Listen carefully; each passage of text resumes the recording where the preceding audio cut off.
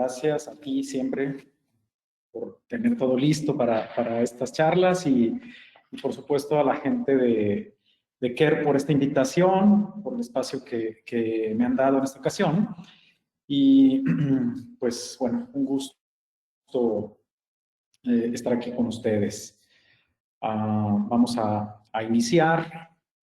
Me gusta siempre iniciar de esta manera mostrando el edificio, la torre académica de la Inés León, donde trabajo como responsable del programa de endodoncia, aquí en León, Guanajuato. Esta es una fotografía de la clínica de nuestra escuela, donde pues estamos equipados todas las unidades con microscopio, y es algo que considero muy importante y me gusta siempre pasarlo también al inicio, porque todos los casos que vamos a estar viendo aquí, vamos a revisar algunos casos, pues fueron hechos bajo microscopio, como hoy regularmente se está haciendo la endodoncia.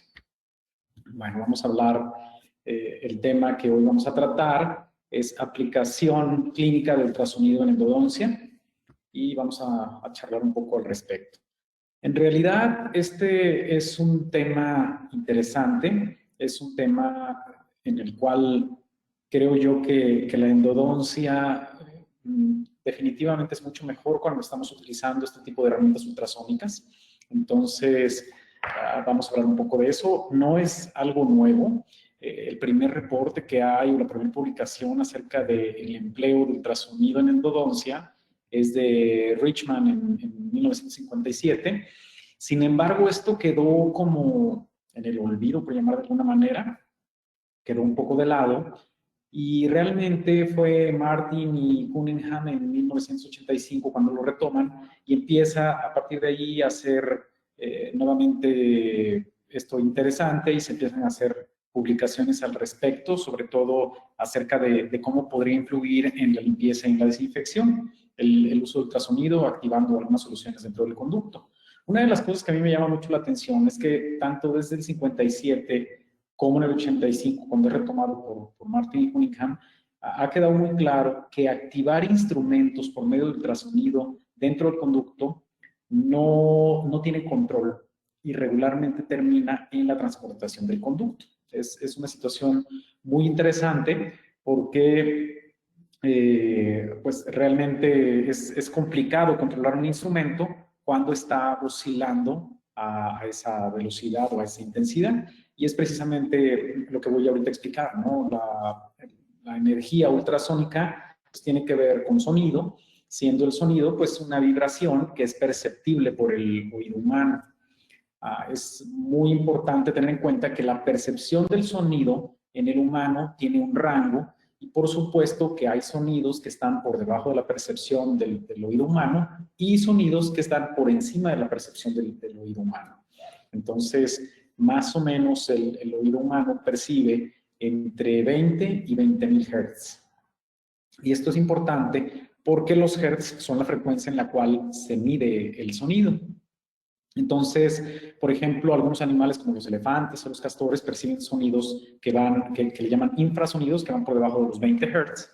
Y también hay los perros, los gatos, perciben sonidos que van por arriba de los 20.000 Hz, ¿no? Por eso es, por ejemplo, los entrenamientos de perros y cosas de estas, hay silbatos especiales que el oído humano no puede percibir, pero que los perros sí los perciben.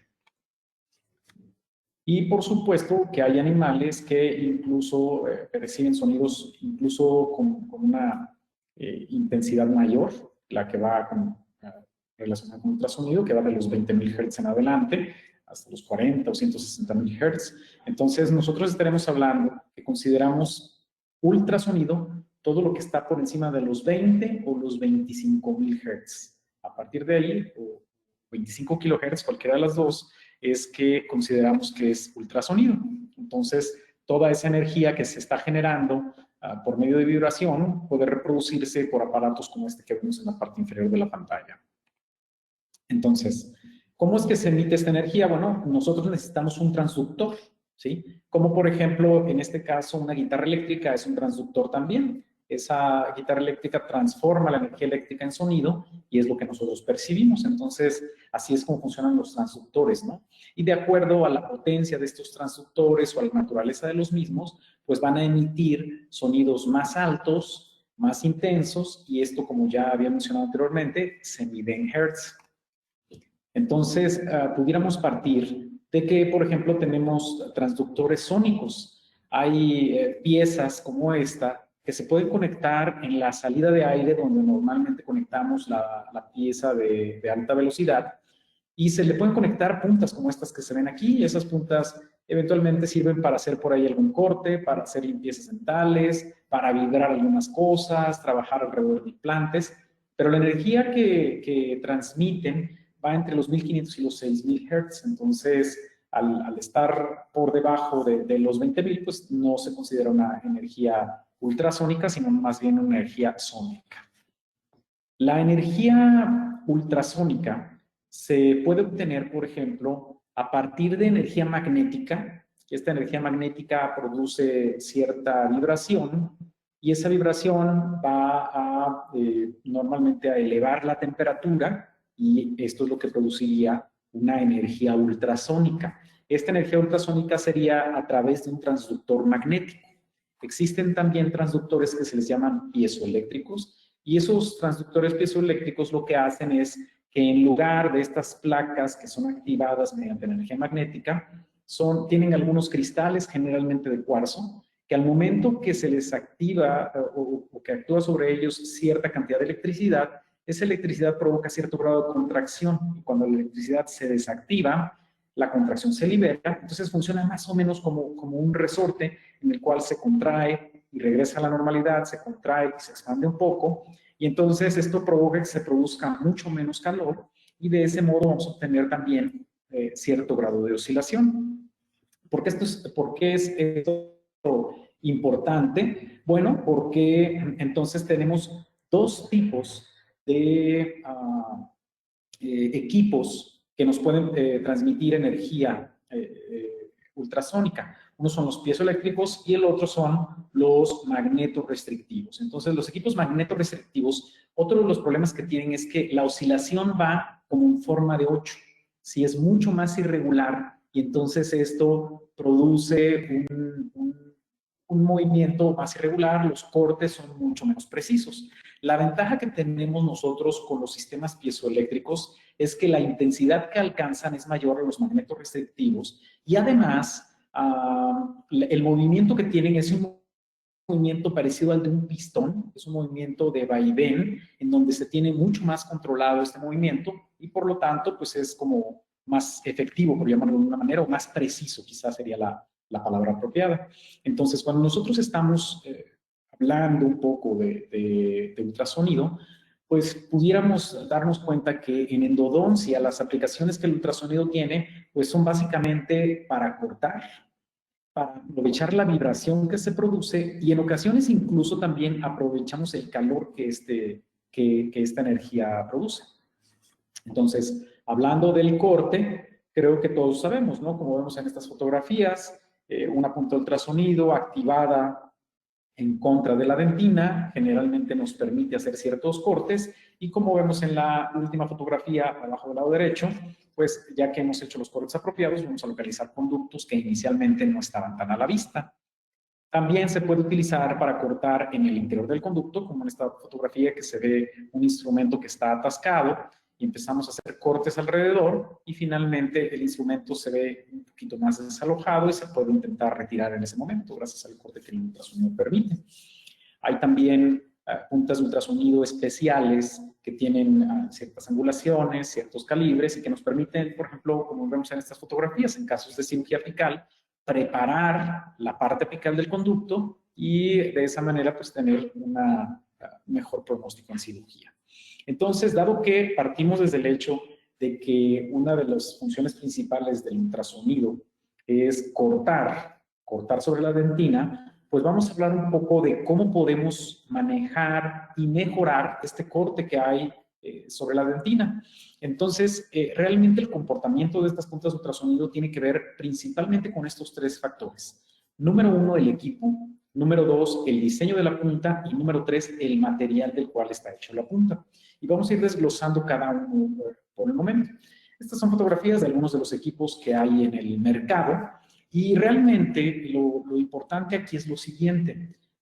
Cada equipo de ultrasonido que nosotros tenemos en el mercado se va a comportar de una manera distinta. Aunque todos sean equipos piezoeléctricos, la forma en la cual van a transmitir esa potencia va a ser distinta. Esta fotografía es una fotografía que me regaló Pete Cancelier, en donde él hizo pues más que una investigación, yo le llamaría un experimento, en el cual trató de comparar la eficacia de distintas puntas de ultrasonido, así como la resistencia a la fractura de las puntas, porque en ocasiones ocurre cuando estamos trabajando con las puntas de ultrasonido que se rompen a la hora que nosotros necesitamos cortar. Entonces, lo que Pete hizo fue, hizo unos cortes en dientes y dejó separadas unas partes de dentina, y esas partes de dentina fue probando cada una de las puntas en distintas intensidades a ver dónde se hacía más efectivo el corte. Entonces, tomó un equipo de ultrasonido y con ese equipo de ultrasonido fue cambiando distintas puntas de ultrasonido de diferentes marcas, ¿sí? Esto es algo interesante porque incluso hizo lo mismo con varios equipos de ultrasonido, ¿sí? O sea, tomó un equipo de ultrasonido y lo probó con las puntas de ese equipo y las puntas de otros equipos. Y luego probó un segundo equipo de ultrasonido y probó las puntas pertenecientes a ese equipo y las puntas de otros equipos. Y así comparó varios equipos. La información que él obtuvo de esta fue bastante interesante.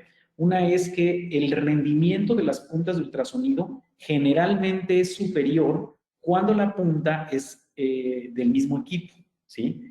Y el rendimiento de las puntas de ultrasonido cuando la punta es de diferente equipo no fue tan efectivo.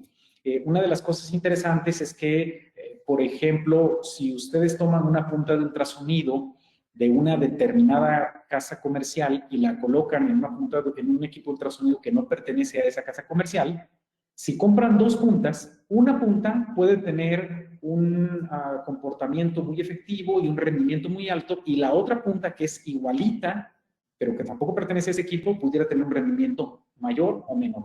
Entonces, la manera de controlar un poquito mejor el rendimiento de las puntas de ultrasonido es comprando puntas de ultrasonido que son compatibles con el equipo propio. A pesar de ello, pues muchas veces las puntas de otros equipos funcionaban, simple y sencillamente el rendimiento no era el mismo. Entonces, eso es algo que tiene que ver con los equipos. Ahora, la otra situación que tiene que ver con el rendimiento de las puntas de ultrasonido es el diseño de las puntas de ultrasonido. Y aquí puse yo de manera aleatoria diferentes diseños de puntas de ultrasonido para que pues vayamos viendo qué influencia tiene el diseño en el comportamiento de estas puntas. Por ejemplo, la primera situación que influye en el comportamiento de las puntas de ultrasonido es propiamente la punta, la parte final. Esto es algo muy simple. Si la punta es muy delgada, pues entonces el corte va a ser muy fino, pero la punta también va a ser muy delicada y es muy fácil que se rompa. Si la punta es más gruesa, normalmente es muy resistente. Y esto tiene que ver principalmente con algo que se conoce como los antinodos. Los antinodos son los puntos de vibración que transmiten energía al objeto que nosotros estamos trabajando. Entonces, por ejemplo, en esta primer punta que observamos que tiene un grosor bastante parejo, por llamar de alguna manera, los antinodos se van a concentrar en la punta y va a tener cierta eficacia. Pero, por ejemplo, en la segunda punta, que está sumamente delgadita, los antinodos también se concentran en esto, pero como se están concentrando en una masa menor, necesitamos meterle menor intensidad, porque si le metemos a esta punta la misma intensidad que la punta previa, se va a romper más fácilmente. Otro de los fenómenos que son bastante curiosos es que, por ejemplo, en esta tercera punta que tiene como una especie de bolita, si nosotros aplicamos la misma energía, vamos a partir del punto que aplicamos la misma energía de la primera punta que tenemos aquí.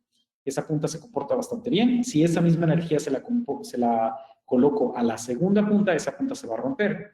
Y si esa misma energía se la coloco a esta tercera punta, probablemente el rendimiento que va a tener esta punta es incluso superior a la primer punta. ¿Por qué razón? Porque los antinodos se concentran en la punta, pero al tener más masa en la punta, entonces va a transmitir mayor vibración. Entonces, es una de las cosas que debemos de tener en cuenta cuando nosotros seleccionamos la punta de ultrasonido, de acuerdo a lo que nosotros vamos a realizar. Una segunda situación que es muy interesante en cuanto a las puntas de ultrasonido es que algunas de ellas tienen salidas de agua. Entonces, esto es algo bastante positivo porque al permitir la salida de agua, el equipo de ultrasonido se va a calentar menos y va pues, a funcionar por más tiempo sin que se dañe. La punta de ultrasonido también se mantiene fría, transmite menos calor hacia los tejidos en los cuales lo estamos utilizando, pero el problema que nosotros tendríamos con esto es que al ser una punta hueca, es una punta más frágil. Entonces hay que tener eso en consideración. Las puntas que tienen salida de agua siempre van a ser más frágiles que las puntas que no tienen salida de agua. Eso es algo importante. La siguiente cosa que debemos tener en consideración respecto a las puntas de ultrasonido es que el segundo antinodo que las puntas tienen es donde tienen cambios de dirección, como esta tercera punta que está aquí, o como los dobleces que la mayoría de las puntas tienen. Entre más dobleces tenga la punta, mayor concentración de antinodos va a tener, y entre más concentración de antinodos, más vibración va a transmitir. En pocas palabras, entre más doblada esté una punta, menos intensidad es necesaria para que sea efectiva. Entre más recta sea la punta, mayor intensidad se va a necesitar para que transmita energía. Es por eso que las puntas, entre más abrupto sea el doblez o entre más dobleces tenga, es más seguro utilizarlas a baja intensidad, porque si no se van a romper muy fácilmente. ¿Sí? Otro factor que influye en el rendimiento de las puntas de ultrasonido es el material del cual están hechos. Entonces, hoy tenemos puntas de ultrasonido, creo que las más comunes definitivamente son de acero o de diamante, pero tenemos de aleaciones como niobium, tenemos de aleaciones como níquel titanio, tenemos de circonio, pero creo que estas dos siguen siendo muy comunes, de acero inoxidable y de diamante. Y vamos a ver entonces cómo es el rendimiento de estas puntas de ultrasonido de acuerdo a algunos factores. Por ejemplo, las puntas de ultrasonido que están hechas de acero son puntas que van a transmitir cierta vibración y esa vibración se va a traducir en mayor cantidad de grietas sobre la dentina. Son puntas que son mucho más agresivas. El diamante, de algún modo, es un poco más suave y produce una menor cantidad de grietas cuando estamos actuando sobre la dentina. Respecto al calor, lo mismo, al tener un corte más suave el diamante, entonces transmite menos calor porque es más efectivo, más preciso su corte. En el acero, como el corte es menos efectivo, necesita más fricción para cortar, entonces transmite más calor. De algún modo ya había mencionado esta situación, entonces las puntas que son diamantadas van a tener un corte suave y las puntas que son de acero van a tener un corte más abrupto, más grueso. La velocidad de corte, esto es algo bien curioso. Si nosotros subimos la intensidad mucho en las puntas de acero, probablemente vamos a tener un corte mayor, más rápido, pero ese corte va a ser muy agresivo e incluso nos puede producir, hace rato hablábamos de microgrietas, nos puede producir fracturas. O sea, si yo ocupo una punta de acero a una intensidad muy grande sobre una estructura, puedo romper el diente prácticamente, no solamente causarle microgrietas. Entonces, esto es algo importante. Y el diamante, como va cortando más suavemente, irónicamente, aunque utilicemos tal vez un poco menor intensidad, el corte va siendo más parejo y entonces eso nos permite a través del tiempo tener mayor velocidad en el corte. Quizá la principal ventaja que nosotros tenemos cuando estamos utilizando puntas de acero es que estas cortan en presencia de agua. Y quizá la mayor desventaja de las puntas que están cubiertas por diamante es que no cortan en presencia de agua. Lo que quiero decir con esto es que cuando nosotros tenemos una superficie húmeda, lo que tenemos que hacer es secarla para poder tener corte, si estamos utilizando una punta diamantada. Y vamos a ver por aquí algunos ejemplos de esta situación. Por ejemplo, o ya hablando de una situación clínica, ¿cuál es la ventaja que tenemos utilizando puntas de ultrasonido? Bueno, primero que nada, la visibilidad. hoy en día, cuando estamos trabajando con microscopio, necesitamos visibilidad y entonces podemos darnos cuenta, observar todo el piso de la cámara pulpar y además tenemos seguridad de que estamos observando lo que estamos cortando. Y vamos a ver en este video precisamente qué es lo que está ocurriendo, ¿no? Yo entro con una punta de ultrasonido y puedo controlar perfectamente el sitio que yo estoy cortando y puedo ver claramente el sitio que yo estoy cortando. Voy removiendo lo que no quiero que esté ahí y puedo nuevamente tomar la punta de ultrasonido y continuar cortando.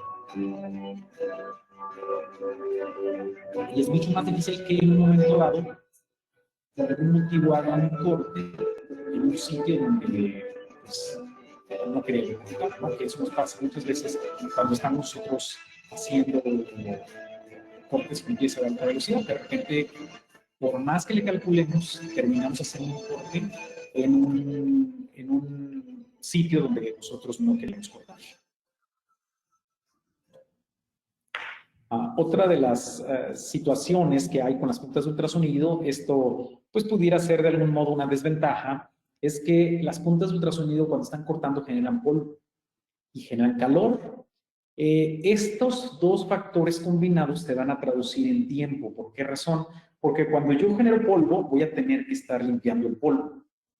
Pero hace un rato mencioné que si yo limpio el polvo, por ejemplo, si yo irrigo, entonces lo que va a pasar, bueno, podría yo limpiar el polvo solamente con aire, ¿sí? Para mantener tal vez un poco fuera de polvo, libre de polvo. Pero, ¿qué pasa? Que la punta también transmite calor. Entonces, siempre es bueno estar irrigando para transmitirle, para enfriar un poco el diente. Y el problema es entonces que al ponerle algún líquido para enfriar, necesitamos secarlo para poder continuar. Entonces esto nos va a consumir tiempo. Y este es justo un ejemplo, ¿no? Vemos una punta de ultrasonido como está cortando y esa punta de ultrasonido está generando la polvo. Entonces yo puedo poner hipoclorito, EDTA, agua, lo que quieran, pero entonces ahora voy a tener que secar para volver a utilizar la punta de ultrasonido. Entonces, la punta de ultrasonido, por ejemplo, una de las puntas de ultrasonido que yo más utilizo es esta CT4 de Kerr, que es una punta que sirve para refinado de accesos, para localización de conductos, para remover obstrucciones y, bueno, en este caso no sirve para cirugía apical, pero lo que voy con esto es que las puntas diamantadas nos sirven también para cirugía apical. Entonces, veamos un ejemplo de refinado de acceso, ¿no? Muchas veces nos permite hacer unos cortes finos en sitios específicos donde nosotros necesitamos y no vamos a desgastar demasiada estructura porque, como veíamos en el video anterior, estamos viendo dónde necesitamos cortar. Y de esa manera podemos resolver casos como estos que ustedes ven acá, ¿no? Donde el caso está fracasando, evidentemente en esta zona puede haber otro conducto. Entonces se hace el corte en la zona que se necesita para descubrir dónde pudiera estar ese conducto y finalmente se localiza el conducto que estaba faltando. Entonces ahí es muy efectiva esta punta CT4 para hacer ese tipo de cortes y resolver situaciones como esas. Vamos de hecho a ver un ejemplo de un caso en el cual ya le habían hecho tratamiento de endodoncia, como ustedes ven acá, el tratamiento de endodoncia aparentemente tiene una buena conformación. Sin embargo, el problema es que no pudieron accesar en este conducto mesiovestibular. Aquí vemos un corte de la tomografía donde se ve claramente que está muy calcificado y que no hay espacio prácticamente para pasar. Estas son algunas de las fotos clínicas del paciente. Vamos a ver estas líneas y algunas manchas blancas y manchas más oscuras. Entonces, lo que a mí me gusta en estos casos hacer es correlacionar lo que yo estoy observando clínicamente con lo que veo en la tomografía. Hago siempre tomografía y entonces aquí van a poder ver cómo este es el sitio donde ya habían estado buscando el conducto, pero no lo localizaron. Y después, conforme vamos bajando, pues nos damos cuenta que efectivamente está muy localizado, muy calcificado, perdón, pero en esa zona tendría que localizarse el conducto, por lo menos en tercio medio. Entonces, en estos casos, pues lo que hago yo es las líneas que ya de por sí se observan, o los puntos que se observan, como vemos en este video, yo trato de entrar un poquito con la punta del ultrasonido y yo siempre digo, los voy borrando. Voy cortando con la punta del ultrasonido y trato de eliminar esas líneas o esos puntos que se observan. Al tratarlos de borrar, si verdaderamente es un conducto, no se va a borrar, ¿sí? Y entonces ahí es donde yo voy como a enterrar el explorador para darme cuenta si efectivamente ahí está presente el conducto, como estamos viendo en este ejemplo. Entonces ya, como hemos dicho, esto genera polvo. Entonces, una de las maneras de quitar el polvo, por ejemplo, me gusta mucho colocar ácido grabador. Tengo siempre la sensación de que el ácido grabador ayuda, por el hecho de que es un gel, ayuda más fácilmente a remover todo. No es porque quiera yo grabar la superficie, sino porque el gel arrastra mejor todo lo que, o se le queda pegado mejor todo lo que yo quiero que se quite, se vaya con el grabador. Entonces ahí, como mencionaba hace rato, voy con el explorador y trato de observar las marcas que están ahí, trato de ver dónde pudiera yo enterrar el explorador si es que estoy pues ya cerca de localizar el conducto. Entonces ahí parece que se entierra el explorador, sin embargo el instrumento no pasa, la lima no pasa. Entonces si la lima no pasa, lo que hago para no equivocarme es tomo nuevamente mi punta 74 y trato de borrar el puntito que hice, como barriendo un poco en la dentina, trato de borrar ese puntito y trato de borrar la línea que me llevó a ese puntito. Entonces, si yo voy borrando la línea que me llevó a ese puntito y voy y trato de borrar el supuesto conducto, muchas veces más abajo sale y muchas otras no, lo cual me indica que tengo que seguir cortando. Miren, en este caso, lo que hice fue solamente ocupar aire, ya no ocupé ácido grabador, y entonces observo algunas marcas y dónde creo yo que pudiera estar el conducto. Entonces, ya que observé dónde creo que pudiera estar el conducto, nuevamente voy con el explorador y entonces trato de enterrar el explorador donde estoy viendo esa mancha blanca, que es el sitio en donde creo que pudiera estar localizado el conducto. Y después de haber hecho esto, entonces voy nuevamente a tratar de introducir un instrumento. Si el instrumento no pasa, entonces voy de nuevo con la punta del ultrasonido a tratar de borrar esa línea, esa marca que está ahí, para ver si tal vez más abajo me encuentro con el conducto. Pues, ¿cómo está ahí? Entonces, vuelvo nuevamente a limpiar. Aquí lo que hago es nada más recorrer un poquito el espejo para no tener que limpiarlo ni cambiarlo, solamente lo recorro al sitio donde ya se observa mejor. Y entonces, otra vez voy a tratar de enterrar el explorador en la marca que yo veo que pudiera estar relacionada con la entrada del conducto. Voy nuevamente y coloco el explorador donde creo que está la marca del conducto. Ahí se ve claramente dónde está la marca del conducto. Verifico que ahí esté. Y entonces, lo primero que hago es intentar entrar en ese supuesto conducto con un instrumento, como lo van a ver aquí. Como es mucha la magnificación, reduzco la magnificación y entonces, bueno, mi sistema favorito es TF. Entonces aquí tomo un TF Adaptive, el SM1, que es el más delgadito, y trato de pasar a través de ese puntito. Si entra, entonces si se engancha, no necesariamente tengo que ir a lo largo del conducto porque va a estresarse mucho el instrumento y se puede romper. Simplemente estoy jugando con él un poco en la entrada del conducto para que me abra un poco de espacio y entonces, ahora sí que ya tengo bien claro dónde está el conducto, nuevamente regreso a una magnificación mayor para que se pueda observar.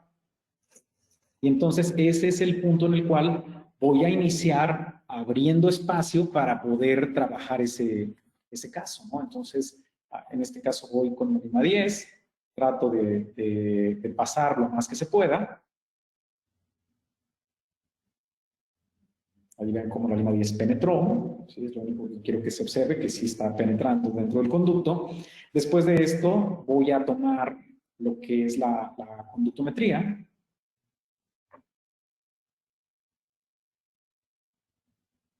Me gusta mucho tomar la conductometría y no salirme para nada del microscopio. Entonces, con el mismo ganchito del localizador, muevo el tope Y una vez que ya moví el tope, retiro la lima y ahí mismo acerco un espejo, un espejo que tenga regla en el mango para poder tomar medidas desde ahí y no tener que salirme para observar las medidas de la conductometría. Y aquí vemos el caso ya resuelto, ¿sí? Las radiografías y la tomografía. Sí se hizo algo de desgaste en la parte mesial, pero bueno, ya se había desgastado anteriormente la persona que había estado buscando y no lo había localizado, y yo lo que hice fue solamente redireccionar para poder localizarlo. ¿Sí? Vamos a ver incluso nuevamente el video de cómo estaba en un inicio. Vean, ya había un corte importante donde no habían localizado el conducto. ¿Sí? Yo lo único que hice es más abajo seguir cortando, que es esta zona de acá. Y entonces aquí vamos a ver en el video central como ya van los dos conductos y en algún punto se van uniendo hasta que terminan en un sitio. ¿Sí? Y esta es la fotografía del otro conducto que faltaba por localizar. Este es otro caso, que es un caso curioso también, similar, en el cual nosotros podemos utilizar también ultrasonido. Lo que me gusta de este caso compartirles es que vean cómo en la tomografía no vemos ninguna área hipodensa en la parte apical, ¿sí? Esta es la radiografía que, pues, a lo mejor no es la endodoncia más bonita, pero desde mi punto de vista está aceptable. Entonces, quiero que pongan mucha atención en el espacio que hay entre los dos conductos mesiales. Ahí estamos bajando a través de los dos conductos mesiales y de repente en un punto se ve que se cruza una línea. Entonces, eso a mí me llamó bastante la atención, esa línea que cruza en algún punto en el conducto. Y lo que hice fue medir dónde estaba esa línea. ¿Por qué razón? Porque hay algunas publicaciones que dicen que 2 milímetros por debajo del piso de la cámara pumpar pudiera encontrarse otro conducto. En este caso la medida era 2.8. Esta es la publicación del grupo de Toronto, con Friedman y Bettina Basrami. Y entonces ellos intentaron clasificar cuáles eran las posibilidades de localización de un tercer conducto mesial. Incluso intentaron hacer pues como un mapa de cómo pudiera encontrarse en ocasiones, ¿no? Así que lo que hice en este caso fue ver si podía yo bajar esos 2.8 milímetros. Aquí empecé primero con una punta de ultrasonido relativamente más gruesa, como puede ser una CT4, y voy haciendo un corte en el istmo. Cuando ya hice un corte de cierta profundidad, evidentemente si continúo haciendo cortes con esa punta tan gruesa, voy a desgastar demasiada estructura. Entonces, lo que hice es, después de cierta profundidad, tomé un adaptador para limas, que mucha gente le gusta utilizar esos adaptadores para limas para activar soluciones irrigantes. Yo los considero peligrosísimos porque vean el corte tan preciso que tiene la lima activada en el ultrasonido. Entonces, no, desde mi punto de vista, no son adecuados para activar irrigantes, son buenísimos para cortar. Y aquí vemos cómo ya localizamos este tercer conducto mesial que no había sido localizado en un inicio. Acá voy a poner otro ejemplo muy similar, como elimino este borde de dentina con la punta de ultrasonido, marco nada más un poquito mi istmo, como queriéndolo limpiar con la misma punta de ultrasonido, y después, como siempre, les digo, ya que aparentemente borré la línea que ve en el istmo, clavo el explorador y muchas veces sale otro conducto, ¿sí? Entonces es algo importante que me gusta hacer en este tipo de casos. Ahí está la lima ya atorada y en un caso como estos puede quedar de repente, ¿no? Son casos que algunos de ellos están independientes. Bueno, además de esta situación de localización de conductos, nosotros podemos utilizar el ultrasonido en cosas tan simples como vemos en estas fotografías, cuando tenemos un cálculo muy grande y ese cálculo nos permite entrar hacia la cámara pulpar. Si ustedes tratan de penetrar el cálculo con una fresa, lo que puede ocurrir es que nosotros estamos acostumbrados a que cuando estamos haciendo el acceso, hacemos una especie de picoteo y de repente sentimos cómo caemos en la cámara pulpar. El problema aquí es que por el tejido calcificado, normalmente cuando entras a la cámara pulpar no vas a sentir que caíste en la cámara pulpar. Entonces muchas veces continúas fresando y vas a sentir que caíste, pero cuando ya caerás en la furca, entonces, en el periodonto. Entonces, por eso ir a través de un cálculo no es lo más conveniente. Lo más conveniente es tratar de recortar el cálculo a todo el contorno y después desalojarlo con una cucharilla. como vemos aquí. Fue lo que se hizo, ya queda pues el piso visible y ya podemos entrar a los conductos, ¿no? Ya había mencionado yo casos como estos en los cuales está el instrumento atascado y entonces, pues por medio de vibración lo desalojamos, ¿sí? Como vemos ahí. Y este es, de hecho, el caso que les acabo de mostrar, un instrumento relativamente grande en un conducto bastante recto, logramos retirarlo e incluso, aquí tengo un control tiempo después, donde pues, la lesión afortunadamente reparó después de haber retirado el instrumento y de haber resuelto el tratamiento de endodoncia.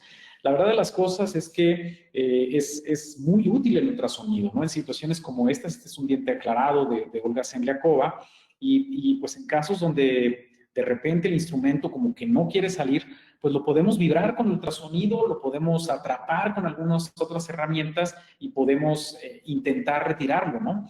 Definitivamente yo considero que la mejor para esto es justamente Olga Zemliakova, que estuvo el año pasado aquí en México y que en agosto de este año va a estar nuevamente en la Ciudad de México. Vamos a estar dictando un curso juntos. Quien pudiera estar interesado me puede contactar por Instagram y con gusto les paso la información, ¿no? Bueno, otro tipo de estructuras que nosotros podemos remover cuando estamos utilizando ultrasonido, pues son postes, ya sea postes metálicos o postes de fibra.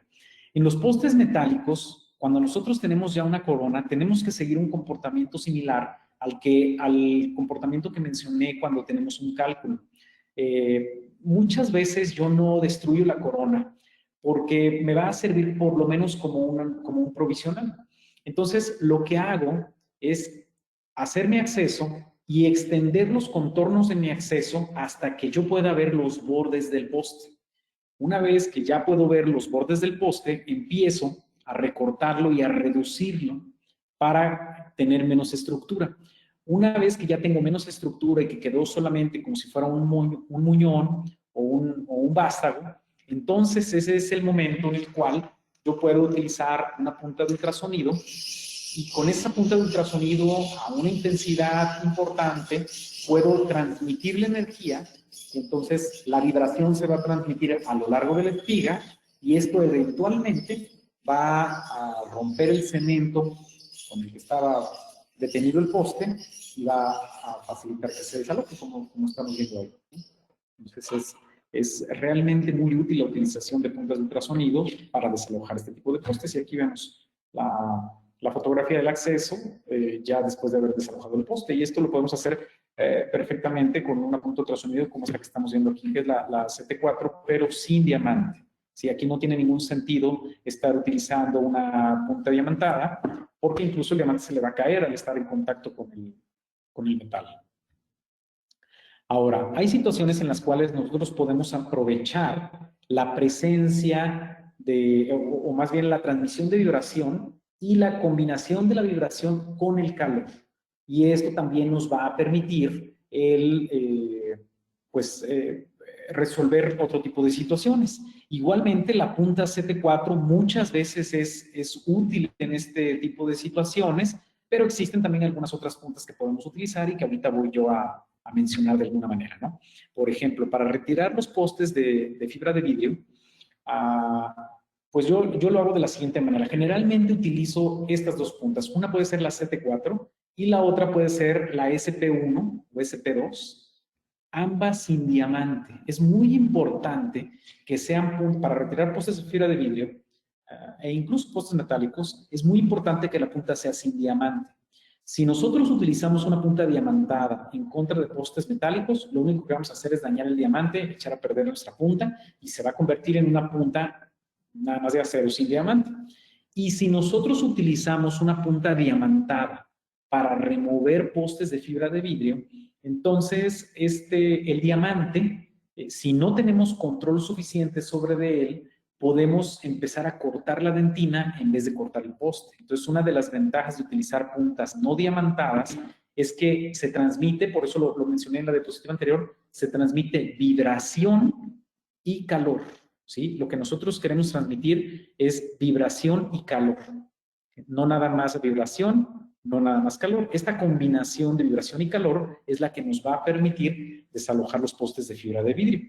Y vamos a ver este ejemplo, en el cual está primero el muñón de resina, está el poste ahí en medio, retiramos una parte de la resina y entonces entro aquí con la punta, por ejemplo, CT4 sin diamante, a una intensidad media, y entonces voy tocando el poste y van viendo cómo definitivamente hay calor, por eso salió un poquito de humo, pero la misma vibración va a ir desalojando las fibras del ligamento periodontal, las fibras del poste, y las va separando. Es importante tener cuidado con el calor que se transmite y precisamente no transmitirlo a las fibras del ligamento periodontal, porque si nosotros elevamos la temperatura demasiado, entonces las fibras del ligamento periodontal se pueden necrosar.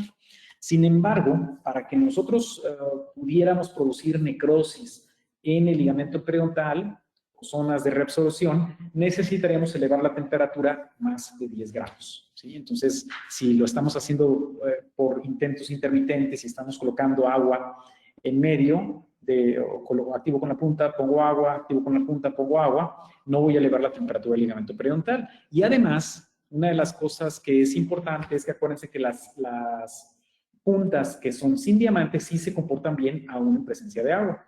Ahora, en ocasiones pasa algo como lo que vemos en esta fotografía, que ya el poste se quemó, se pigmentó, y entonces no podemos ver claramente qué es lo que está pasando. Nuevamente, yo soy fan del ácido grabador, coloco el ácido grabador, insisto, no estoy grabando la superficie, simplemente la acción que el grabador tiene combinada con un microbrush me va a permitir arrastrar todo lo que está ahí pegado.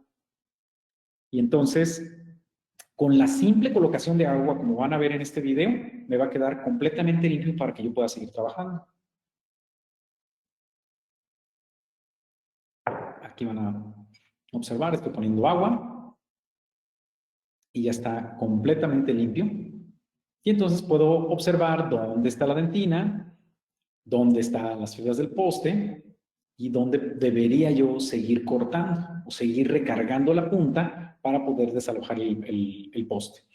Cuando ya estoy un poco más profundo en el conducto, entonces ahí podría yo utilizar una punta como lo es la SP1 o SP2, sin diamante, simple y sencillamente por conveniencia, porque es una punta más delgada que me va a permitir mejor visibilidad en una zona más estrecha, ¿sí? Acuérdense que al ser una punta más delgada y más larga, entonces es una punta más frágil y que necesita menos intensidad para transmitir vibración. Entonces voy utilizando esta punta que funciona muy bien y vamos pues cortando hasta que, o desbaratando el poste hasta que veamos que está ahí ya finalmente la gutapercha, ¿sí? Como vamos a ver aquí, ¿no? Continuamos separando las fibras del poste, prácticamente estamos metiéndonos en medio del poste, ahí vemos como ya se asomó la gutapercha, y entonces, pues ya estamos listos para continuar con una fase del retratamiento que es un poco más sencilla, ¿no? Que sería la remoción de la gutapercha. Incluso en estos casos yo puedo utilizar la misma punta de ultrasonido para reblandecer un poquito la gutapercha y después pasar con algún instrumento, ¿sí? Que es algo que muchas veces hago, lo reblandezco un segundito y después entro a mi instrumento favorito para remover la gutapercha, es K3XF, entonces aquí entro con el K3XF y voy desalojando toda la gutapercha, por lo menos haciendo un camino para poder continuar. Entonces, aquí van a ver el conducto, que ya se observa limpio. Estoy tratando de hacer un zoom desde la parte coronal hasta la parte apical y de regreso para que vean cómo el conducto se observa ya limpio. Muchas veces incluso tomo el mismo K3, pero ahora en reversa. Y entonces con el mismo K3 voy tratando de meter el hidróxido de calcio en los casos en los que yo considero que es necesario colocar hidróxido de calcio antes de terminar el tratamiento. Vamos a ver otro ejemplo de otra vez un poste de fibra de vidrio que está, vean cómo el color del poste es muy similar al de la dentina y cuesta mucho trabajo identificarlo, pero la ventaja que tenemos es que si estamos utilizando una punta no diamantada, entonces en la dentina no tenemos efecto y en cambio en las fibras del poste y en la resina se empiezan a levantar y entonces nos empieza a indicar por dónde deberíamos de continuar para desalojar. Entonces, por eso que tiene que ser una punta no diamantada a una intensidad media. Entonces, vamos viendo ahí cómo vamos removiendo las fibras del poste.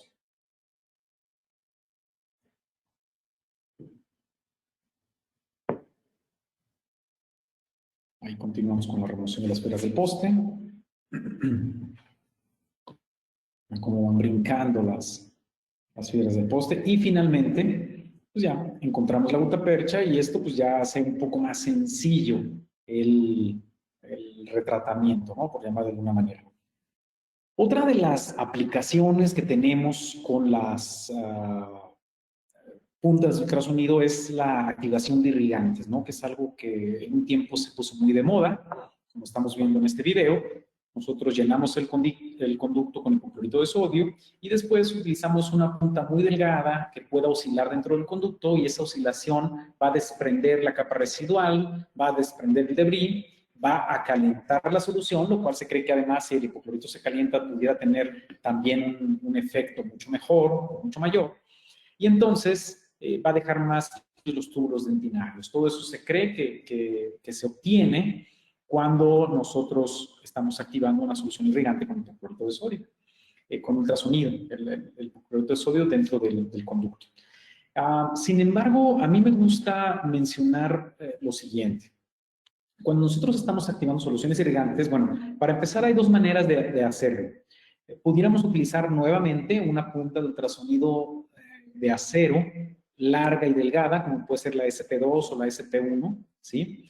O pudiéramos utilizar un inserto como estos, pero la diferencia en estos insertos es que no vamos a colocar una lima. Hay algunos insertos que ya vienen con sus propias limas metálicas de acero y hay insertos que vienen sin ninguna lima. Entonces, yo no colocaría una lima. Lo que haría yo es colocar un espaciador o colocar un alambre de ortodoncia para que éste oscile y me ayude a mover las soluciones irrigantes dentro del conducto, pero nunca una lima porque las limas tienen corte. Y ya les mostré hace un momento lo efectivo que es el corte y lo agresivo que es este corte. Entonces, yo sinceramente no soy tan fanático de activar soluciones irrigantes dentro del conducto radicular. La literatura hasta hoy en día, desde mi punto de vista, es clara, aunque hay personas que dicen que más bien es controversial. Pudiéramos decir que la remoción de debris es clarísima, activando soluciones irrigantes mediante ultrasonido. La remoción de la capa residual es también bastante efectiva, activando puntas de ultrasonido. La remoción de hidróxido de calcio es genial, me gusta mucho utilizarlo para remover el hidróxido de calcio. Pero la remoción de bacterias, la remoción de biopelícula y el incremento en las posibilidades de mayor éxito o de un pronóstico mejor es tan gris como estas letras que puse yo aquí, ¿sí? No hay evidencia sólida que verdaderamente nos diga que de una manera clara siempre vamos a remover la biopelícula y que además de remover esta biopelícula de sitios donde no podemos removerla solamente con hipoclorito y con instrumentos rotatorios, además esto se va a reflejar en un pronóstico mayor, ¿sí? Hoy, desafortunadamente, no contamos con esa evidencia que nos pueda mostrar esta situación, ¿no? Estos son algunos videos que filmamos hace algún tiempo, en los cuales ustedes ven es un tubo de cristal en el cual se colocó tinta en polvo y entonces fuimos activando un espaciador dentro de estos tubos de cristal y entonces vemos cómo definitivamente se genera energía en el interior. Esas serían las zonas de los antinodos y entonces ese movimiento de antinodos pues se cree que pudiera activar la solución y mejorar su rendimiento. Sin embargo, vean cómo una simple burbuja no se pudo deshacer con la activación del ultrasonido, ¿no? Vamos a ver acá otro ejemplo, incrementando un poco la intensidad. Vean cómo en la punta, como les había dicho, se genera un antinodo, ¿sí? E igualmente en este otro sitio, en la parte más gruesa. Y entonces estas partículas van girando, van dando vuelta, pero vean, aquí se ve muy interesante cómo en la parte apical se generan estos antinodos. y es la manera en la que trabaja la irrigación ultrasónica. Sin embargo, vamos a ver este otro ejemplo en el cual hay burbujas también en ese tubo de cristal y vean cómo a pesar de que mandamos el instrumento en contra de estas burbujas, de todas maneras las burbujas pues no se deshacen, ¿sí? Las burbujas continúan ahí y solamente se mueven hacia un sitio y hacia otro. Pudiera de todas maneras ser deseable el estar moviendo la solución y aprovechar que viaje de un lado a otro y que tal vez llegue a sitios donde no podría llegar, pero como les decía, esto hasta el día de hoy no, pues no se ha reflejado en un incremento o una mejora en el pronóstico. Literatura hay muchísima publicada, mucha evidencia que nos dice lo que les puse anteriormente en la diapositiva, ¿no? La evidencia respecto a la remoción de debris, capa residual e hidróxido de calcio es muy sólida, muy contundente. Aquí incluso este es un trabajo de investigación que realizamos hace algún tiempo, en donde comparamos hipoclorito de sodio, no se utilizó EDTA, solamente hipoclorito de sodio y se activó con ultrasonido y después lo observamos en el microscopio electrónico barrido y vemos cómo está perfectamente limpia la dentina y los túbulos dentinarios permeables. Lo comparamos con EDTA, utilizado solamente 1 minuto, y vean cómo hay túbulos que están limpios, hay túbulos que no están limpios. Después incrementamos la colocación de EDTA durante 5 minutos y vamos a darnos cuenta que ya empieza a haber túbulos permeables, pero es sorprendente cómo los túbulos incluso no están tan permeables como si lo estuvieron sin usar hipoclorito, solamente activando soluciones irrigantes. Entonces, pues definitivamente, digo, si nosotros utilizamos el sentido común, el estar utilizando soluciones irrigantes dentro del conducto radicular aparentemente va a dejar un poco más limpio el interior del conducto. Desafortunadamente, también no es claro que eso se va a traducir en un éxito mayor. Estas son otras de las fotografías que tomamos de ese trabajo de investigación que hicimos. Esta es una fotografía en donde se ve perfectamente cómo agarramos la parte apical del conducto y cómo en el tercio apical, que los túbulos dentinarios son más cerrados y la dentina es más esclerótica, había menos túbulos abiertos, pero en general, limpió bastante bien y sin necesidad de utilizar EDTA. Entonces es muy claro que nos ayuda a limpiar. Desafortunadamente hoy en día no es claro que esa limpieza se refleje en mayores posibilidades de éxito. Y prácticamente ya para cerrar y dar unos minutos a las preguntas y respuestas, la parte final ya hablamos de que podemos cortar dentina, podemos remover obstrucciones de la parte coronal como son calcificaciones, materiales de obturación, postes, instrumentos fracturados, y podemos trabajar dentro del conducto también para remover igual instrumentos fracturados o alguna otra cosa que nos esté obstruyendo. También mencioné que nos puede ayudar a calentar la gutapercha, y este es más o menos un ejemplo clínico de cómo me gusta utilizar el ultrasonido en una situación clínica convencional, ¿no? Vean este tratamiento que se veía bastante bien realizado, sin embargo estaba fracasando. Vean lo contaminado que estaba. Entonces, con una punta de ultrasonido sin diamante, voy calentando la gutapercha.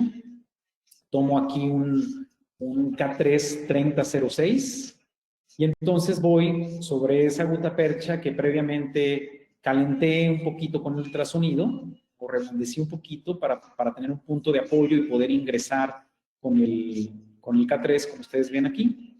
Y entonces voy sacando la gutapercha con el K3XF para pues, posteriormente seguir con el tratamiento. Una vez que ya removí todo la gutapercha, la misma punta de ultrasonido sin diamante la puedo utilizar para activar las soluciones irrigantes o puedo utilizar un alambre, ¿sí? Y entonces puedo ir a lo mejor limpiando un poquito los istmos y activando un poco más profundo la solución, ¿sí? Para que quede más limpio y me quede listo si es que quiero yo colocar hidróxido de calcio. Entonces, vean cómo está ahí el hipoclorito actuando y está limpiando en el interior. Y entonces ya queda listo para obturar o para colocar alguna medicación si es que decidiera colocar medicación. Bueno, entonces, según yo, estamos prácticamente a 5 minutos de terminar. Con esto prácticamente termino lo que es la charla. Si es que hubiera algunas preguntas, con gusto podría responderlas. Quisiera cerrar con esta diapositiva en la cual, pues, estas para mí serían las herramientas básicas ultrasónicas, ¿no? El combinar microscopio, combinar ultrasonido, el utilizar puntas diamantadas cuando quiero cortar dentina y puntas sin diamante cuando quiero cortar, vibrar un poste o eliminar un poste de fibra, o cuando quiero una zona más profunda para eliminar un instrumento o algún pedazo de poste que está roto más abajo en el conducto radicular. ¿Sí? Bueno, antes de despedirme, quiero aprovechar también, la próxima semana se abre la convocatoria para posgrados en la ENES León. Tenemos posgrados de, por supuesto, de endodoncia, materiales dentales, biomateriales, odontología pediátrica, ortodoncia. Ahora ya se va a abrir posgrado de periodoncia e implantología oral y también de rehabilitación bucal e implantología. Entonces, estén pendientes porque a partir de la próxima semana se lanza la convocatoria. Vamos a tener más o menos alrededor de un mes la convocatoria abierta, ¿sí? Les dejo también aquí mis contactos. Me pueden contactar por Facebook, por Instagram, por Twitter, o mandarme un correo a alguna de las páginas. Hay gente que luego me escribe para pedir información acerca de cursos personalizados o algunos otros cursos que hacemos en la universidad o en alguna otra ciudad. Entonces, con mucho gusto. Ahora sí que le regreso los controles a Diana y no sé si haya preguntas o si no, yo con esto me despido. Muchísimas gracias.